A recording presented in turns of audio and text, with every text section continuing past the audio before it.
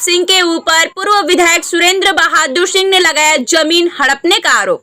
लोकसभा चुनाव 2024 के सबसे हॉट सीट रायबरेली पर चुनाव प्रचार का आज आखिरी दिन है। कांग्रेस की ओर से राहुल गांधी चुनावी मैदान में हैं, तो उनकी चुनावी कमान प्रियंका गांधी की देखरेख में चल रही है। वहीं भाजपा से दिनेश सिंह का चुनावी प्रचार खुद 2 बार गृह मंत्री अमित शाह कर चुके हैं। लेकिन इन सब के बीच में पूर्व विधायक सरेनी सुरेंद्र बहादुर सिंह ने भाजपा प्रत्याशी दिनेश सिंह पर बड़ा आरोप लगाया है। उन्होंने प्रेस वार्ता कर बताया कि भाजपा की वह सबसे पहले कमल चुनाव निशान के लोकसभा प्रत्याशी रह चुके हैं, लेकिन भाजपा ने रायबरेली से दिनेश सिंह को चुनकर बहुत ही बड़ी गलती कर दी है। उन्होंने भाजपा प्रत्याशी पर कई गंभीर आरोप लगाते हुए कहा कि उन्हें भाजपा को रिकॉर्ड मतों से हराकर संतुष्टि मिलेगी। उन्होंने ये भी कहा कि भाजपा प्रत्याशी ने खुद उनका भी पैसा ले रखा है, जिसे वापस नहीं कर रहे। इस तरह के कई गंभीर आरोप लगाते हुए सुरेंद्र बहादुर सिंह ने बीजेपी प्रत्याशी पर मुसीबत खड़ी कर दी है। चुनाव के बस 48 घंटे की शेष बचे हुए हैं, लेकिन इसी बीच में इस तरह का हमला भाजपा को किस मोड़ पर ले जाएगा तो 2 दिन बाद और मतगणना के बाद पता चलेगा।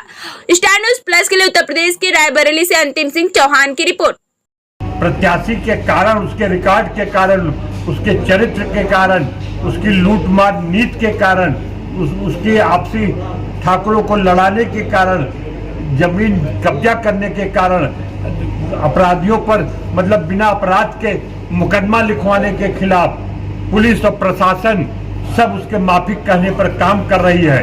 पुलिस जो भी कहते हैं वो पुलिस वो काम करती है, फर्जी मुकदमे लिखवाती है, सब कुछ कराता है वो। उसकी नीतियों के कारण मैं रायबरेली को ऐसे लोगों की राजनीति से दूर रखना चाहता हूँ। इसलिए मैं भाजपा जनता पार्टी के प्रत्याशी का विरोध कर रहा हूं और इसके लिए हमको पार्टी से कोई शिकायत नहीं। शिकायत यही है कि उसने गलत टिकट दे दिया और गलत लोगों को हाईलाइट कर रही है। मनोज पांडे ऐसे गलत लोगों को पार्टी हाईलाइट कर रही है। पार्टी जमीन से जुड़े लोगों को नहीं जानती है, नहीं पहचान रही है। इससे पहले भी आपने पैसे के लेन देन को लेकर आरोप लगाए थे इन्हीं का? बिल्कुल, बड़े बड़े यहाँ के पैसे वाले राजनीतिक के जो कुछ भी है, दिनेश सिंह ने भी मेरा पैसा लिया हुआ है और आज तक वो पैसा मेरा वापस नहीं। खैर पैसा महत्व नहीं रखता, पैसा महत्व नहीं रखता, लेकिन ऐसे गलत लोग रायबरेली में पनपे और गरीबों का शोषण करें और पूरे 5 भाई मिल करके रायबरेली में शासन करें, ये मैं बर्दाश्त नहीं कर सकता। ऐसे एन वक्त पे आपने जो है प्रेस कॉन्फ्रेंस किया है, जब मतदान हो परसों, तो आरोप लगा रहे हैं। देखिए, मुझको ये विश्वास है कि जो प्रेस वाले होंगे वो आज समाचार भेजेंगे तो कल वो पेपर में आएगा और आज तो संभवतः आप जो मीडिया वाले हैं वो आज शाम से ही आप लोग टीवी में, मोबाइल में इसका प्रसारण शुरू कर देंगे।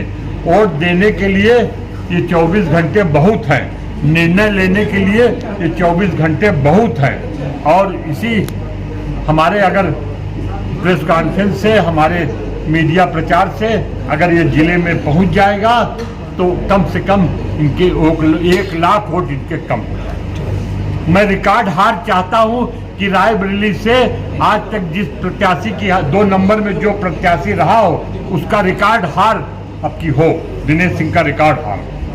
क्या जानते दिनेश सिंह हारेंगे? दिनेश सिंह 5 लाख वोट से हारेंगे और दिनेश सिंह की जमानत जब्त हो जाएगी। दिनेश सिंह 5 विधानसभा हारेंगे।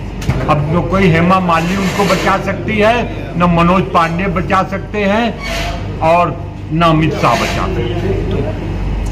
ब्राह्मणों ने अपना निर्णय ले लिया है और वो अपना, आज मनोज पांडे का भाई एक असलहा बाबू की जमीन पर कब्जा करने गया था और उसको धमका रहा था कि मैं भाजपा में आ गया हूं और तुम्हारी ये जमीन हमारी है, तुम्हारी नहीं है। उसकी जमीन से अपनी जमीन के लिए रास्ता निकाल रहा था। वो आया हुआ है मिलने के लिए, लेकिन यहाँ तक क्यों नहीं आया हम नहीं ठीक बता पा रहे। मेरा उद्देश्य ये बताने का है कि भारतीय जनता पार्टी ने बहुत गलत आदमी को टिकट दे दिया है, जिसकी वजह से रायबरेली में भारतीय जनता पार्टी का प्रत्याशी बुरी तरह से हार रहा है, 5 विधानसभा हार रहा है। हो सकता है उसकी जमानत भी जब्त हो जाए। आप भारतीय जनता पार्टी के कार्यकर्ता होने के नाते ऐसे क्यों? मैं भारतीय जनता पार्टी का सदस्य रहा हूँ और रहूंगा जब तक मोदी जी और योगी जी हैं राजनीति में, भारत की राजनीति में, तब तक मैं उनका प्रशंसक हूँ और मैं भारतीय जनता पार्टी में रहूंगा। लेकिन मैं प्रत्याशी, गलत प्रत्याशी, जिले के विकास को लूटने वाला प्रत्याशी, में कमीशन खाने वाला प्रत्याशी, केवल पैसे की राजनीति करने वाले प्रत्याशी को मैं कभी भी समर्थन नहीं दे सकता। क्योंकि मैं अपने को जिले में क्या, मैं मोदी जी को भी चैलेंज करता हूं कि मैं मोदी जी से भी ज्यादा ईमानदार हूं और जिले का सबसे ईमानदार व्यक्ति हूं। इसलिए इस गंदे व्यक्ति को मैं समर्थन नहीं दे सकता।